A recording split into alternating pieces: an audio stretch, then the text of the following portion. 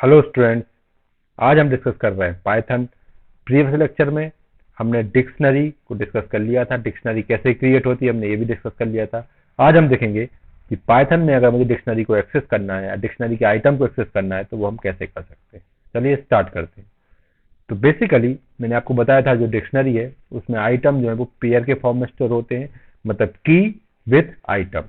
पहले की स्टोर होगी और उसके साथ उसकी वैल्यू स्टोर होगी या जो भी आइटम है वो स्टोर होगा। तो ऐसे ही अगर मुझे डिक्शनरी से किसी एलिमेंट को एक्सेस करना है तो हम उस की हेल्प से डिक्शनरी के एलिमेंट को एक्सेस कर सकते हैं।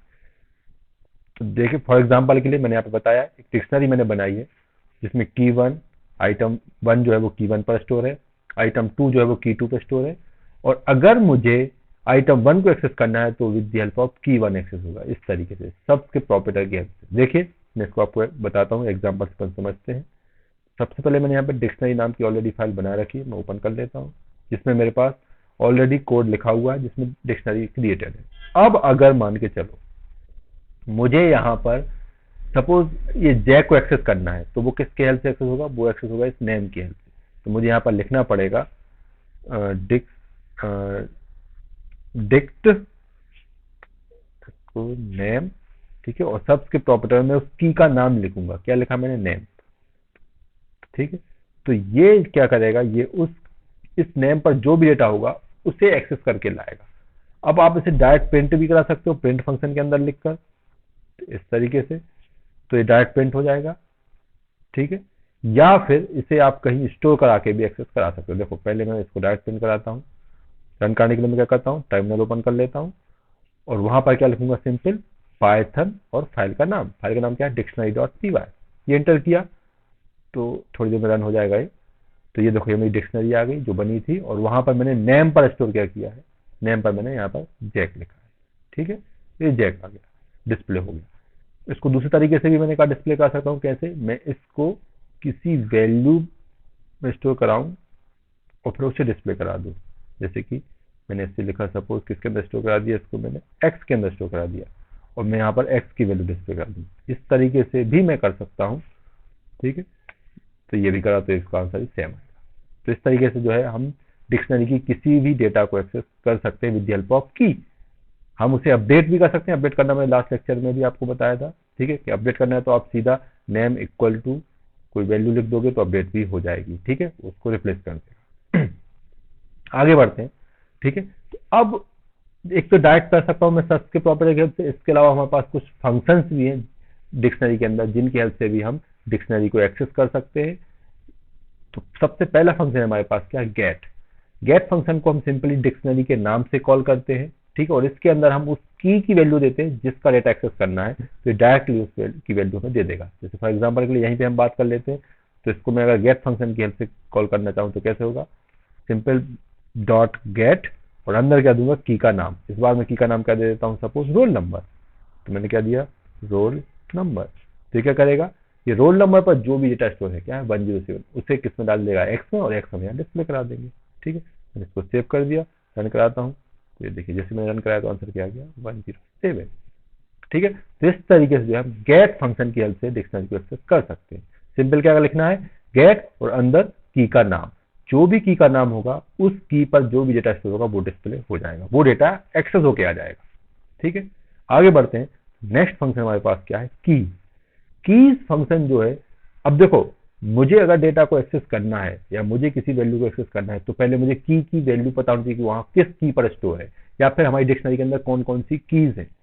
तो कीज फंक्शन जो है हमारी डिक्शनरी के अंदर कौन कौन सी कीज है उनकी लिस्ट जो है डिस्प्ले करता है या उनके नाम जो एक साथ डिस्प्ले करता है, एक्सेस करके लाता है। देखिए कैसे, मैं इसको ऐसे कर सकता हूं, मैंने यहाँ पे लिखा और मैं अगर इसको कीज की हेल्प से कॉल करूं, कीज और अंदर कोई आर्गुमेंट में कुछ पास नहीं करना है, तो ये क्या करेगा, इसके अंदर जितनी भी कीज होंगी, name, roll number, marks, enrolment number, इन सबको एक्सेस करके लाएगा और किसमें स्टोर कर देगा, एक्स में। और फिर बाद में मैंने एक्स को डिस्प्ले कराया हुआ है, ठीक है। तो देखिए करता हूं मैं, फिर मैंने कंपाइल किया तो देखिए आगे क्या लिखा आ गया, डिक कीज।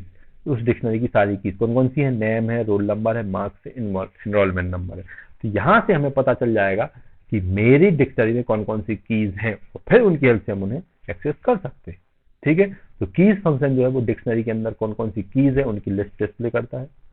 ठीक है। वैल्यूज फंक्शन, अगर मुझे सारी डिक्शनरी की सारी वैल्यूज एक्सेस करनी है या उनकी वैल्यू चाहिए तो वैल्यूज फंक्शन होता है उसके लिए, ये एक साथ सारी वैल्यूज को डिस्प्ले कर देगा। देखिए कैसे, तो मैंने यहाँ पे जहाँ पे कीज कॉल किया था वहां पे मैं अगर वैल्यूज से कॉल करूँ इसको तो क्या करेगा, ये डिक्शनरी की सारी वैल्यूज, वैल्यूज मतलब ये जैक, ये 107, 56.6, 107, ये जो है इसको डिस्प्ले करेगा। याद रखना वैल्यूज राइट हैंड साइड पे होती हैं और कीज जो है वो लेफ्ट हैंड साइड पे होती है कॉलम के। तो मैं रन करता हूँ तो ये देखिए आउटपुट आ गया, ये देखिए सारी वैल्यूज आ गई, जैक 107, 56.6 और 107। ठीक है।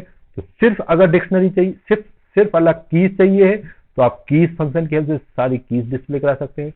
सिर्फ अगर आपको वैल्यूज चाहिए तो आप वैल्यूज फंक्शन की हेल्प से वैल्यूज डिस्प्ले करा सकते हैं। अगर आपको स्पेसिफिक आइटम की वैल्यू चाहिए तो आप स्पेसिफिक की को पास करके गेट फंक्शन के अंदर आप उस स्पेसिफिक एलिमेंट को एक्सेस कर सकते हैं। ठीक है। अब बात आती है आइटम्स, तो एक और हमारे पास एलिमेंट फंक्शन है आइटम्स।